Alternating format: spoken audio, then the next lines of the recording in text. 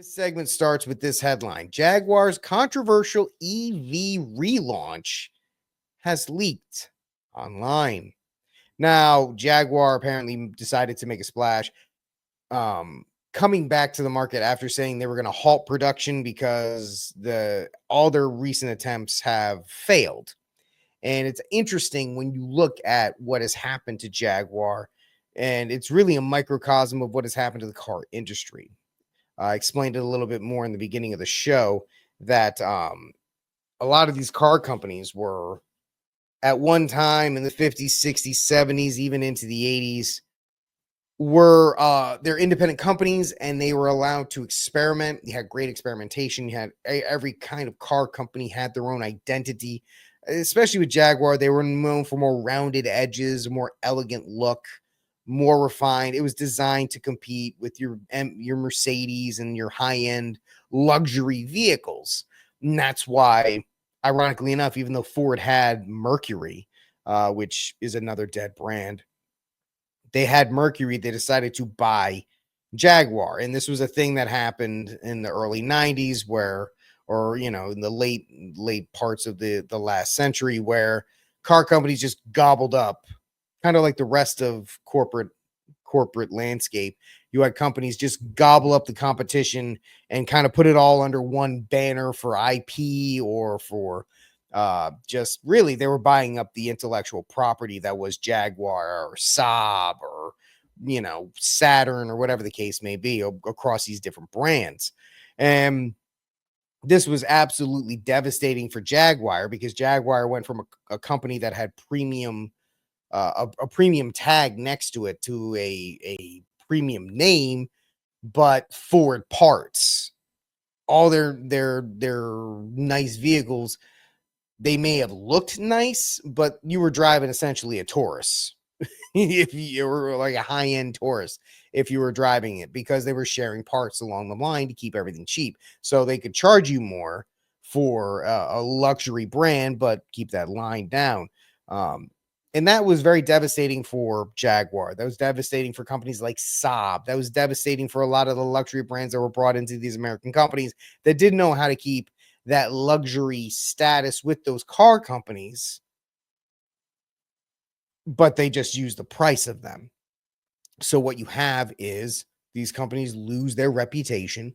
They get sold off. And I know an Indian company now owns both Jaguar and Land Rover. Those are the two. That's why you'll see those two at dealerships, Land Rover, Jaguar. And it's interesting because Jaguar can't get into the SUV space because Land Rover dominates that. Land Rover actually is the more productive of the two brands. And I'm not just saying this because I'm a Land Rover guy. I got a couple Land Rovers. I love them. But it has a better weight and a better name attached to it than Jaguar. Jaguar was known for coupes, and you're in a market now that doesn't do that anymore, right? We're an SUV and a truck market, these United States. What does a company like Jaguar do when it doesn't have its signature, sports coupe? And any of the sports coupes they came out with were underpowered. They did not compete with the Mercedes and the BMWs and that class of vehicles. So what did they do? They said, we're going to shut the market down, or we're going to shut down production for a couple years and then come back.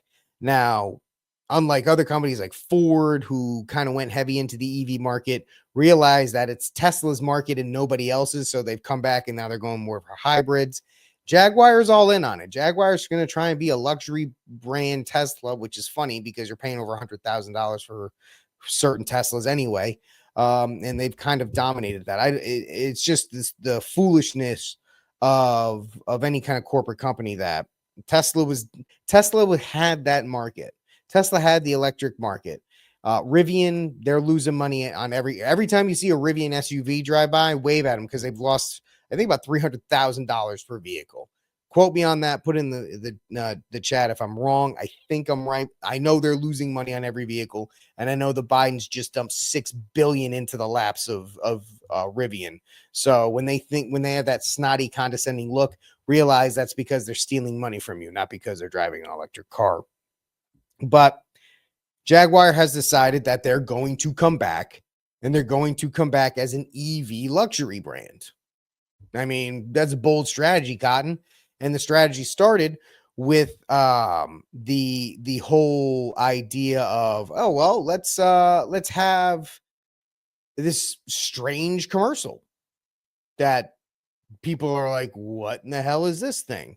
It's, it looked like an art deco, or I'm sorry, it looked like an art school final gone wrong. That's what it really looked like. It didn't look like anything to be desired or appreciated, because it was just weird. It had nothing to do with cars. It was that meme, and they're like, here's our new thing, and it's just a bunch of silly little people running around, and then one person goes, how's this help us sell cars? And the guy goes, cars? What do you mean cars? It's about the message. And I think a lot of people who are very much smarter than I am don't get, why are these things coming out? Oh, it's because it's woke. It's because there has been, and there will be, because it's still flooded. What is one thing that all of these marketing departments and all these places demand? They demand you have MBAs. And even 10 years ago, when my wife was getting an MBA, it was infiltrated with woke ideology, for lack of a better term. And so when they get out, they don't have a lot of experience actually marketing things. All they have is the theoretical nonsense that was given to them, and they think that's what's going to work. So they come out and they say, oh, well, Jaguar, what is Jaguar? Jaguar isn't meant for your country bumpkin. It's not even meant for your rural soccer mom. Jaguar is for uptown elites. And that's what that commercial is geared for. And that's what this EV launch is trying to show. It's trying to show that this is a niche company, and they're really going to try. They're really going to try and fight Tesla. And I think they might actually be successful in this regard. There's a lot of lefties who used to love Elon, and they used to love Teslas before he became right wing. And the latest, how should I put it? The latest incarnation of he who should not be named short mustache. And so people are trying to get rid of their Teslas. People are trying to sell their Teslas, but they still want to have the condescension of having an EV. I think, and they may actually be, I don't know if it'll be truly successful because I don't know how big that market is, but it could be a hit among that urban former Tesla loving crowd. I don't know. Let me know what you think in the comment section down below. But so this is from Wired.com. Jaguar's controversial EV relaunch has leaked online, and this is it. You saw it in the thumbnail, so it's not like I'm hiding anything. Take a good look at that sucker, right? It really looks like an Art Deco 1920s concept car. If this is what they're going to put out for production, I'd say good for them. I'm not going to be here and tell you, oh, this is terrible. Look at how much these losers. I actually think this actually could be a hit among that group of people that really liked Teslas before Elon Musk became the bad guy. There's the whole California groups, the whole New York groups, the Washington, D.C. groups. There's enough. I don't think there's enough to make it profitable, but I think it's enough to make it a hit, or the car to have within those places. Now, of course, you have to understand that electric vehicles aren't just an American thing. They have EVs in places like Rome. I could see, because I was just there last week. There are tons. I saw Teslas. I saw Tesla Model Ys in Rome, and my wife and I were like, "That's how the hell do you bring that over here?" But I could see people in places like Rome having Jaguar EVs because it's a luxury brand. If they can reestablish themselves as a luxury EV brand, I actually think that it could find success, which you're not going to hear everywhere else because everybody else is too busy dunking on them because they're looking at it from, hey, why aren't you trying to appeal to a mass market? I don't think Jaguar is actually trying to appeal to a mass market. I think Jaguar is trying to take over Tesla's old spot. But let's take a look. The last thing that Jaguar wanted after the furor that met with its new branding campaign was an unsanctioned early reveal of the new EV the company hopes will make sense to all the hubbub. Considering the staggering interest in Jaguar's reveal later today, it was perhaps inevitable that the image would be surfacing before the covers came off officially at Miami Art Week. The images posted to the online forum okay, CPS, which is what I'm going to go with, even though it's probably not right, offers an advanced look at the electric GT car, which, judging by proportions in these pictures, appears to be both large and wide, even for a vehicle in its class. I think that's what they want to go for. They want to tap into, whether it's smart or not, and you can let me know, they want to tap into that 1920s Art Deco vibe, right? They want to tap into that nostalgia that people are looking for. And this hat is really bothering the hell out of me. I love this hat, but it's just weird. Hold on a second. I gotta swap this thing out. I know when I redo this tomorrow, people are like, "What are you doing?" Yeah, that feels better. I don't know. It was just too much to the side. Let me know what you think. But Jaguar was looking for they're looking for something, because right now, before this rebrand, they were just lost. They were lost in a sea of every other car that had the same looks, the same features, the same everything. Now they're going to decide, hey, we're going to go the opposite way, and we're just going to go crazy. We're going to go crazy. We're going to take our shot. We think we can get in with the dinks, the dual income, no kids liberals that are looking for an electric car, but they don't want to support Tesla, and they don't want to drive like a Ford Mustang, the Mach E, or whatever that crappy car was. And they don't want to drive like a Rivian or anything. They want to drive like a super upper class niche vehicle, because if there's one thing, if you're not going to have kids and you're going to lose your life on that, and you just want to have all this money, what's the good if you can't show everybody that you're better than them by having a car that nobody else can afford? And that's where I think this is going. According to this concept, the design on display in bright pink, even though I don't think pink will be why not? In a more muted blue, the overall aesthetic of Jaguar's 3 upcoming EVs, beginning with a luxury saloon. I think that's supposed to be sedan, not saloon, because I don't think it's a saloon that would drive, but good job, Wired. Arriving next year, the saloon, I guess it is a saloon, I don't know, will apparently be very similar to this concept, certainly in terms of exterior proportions. Like I said, Jaguar needs to find a way to distinguish itself among everything else. Because, like I was talking about at the beginning of the show, there is an aura of sameness. There is an aura of sterile design.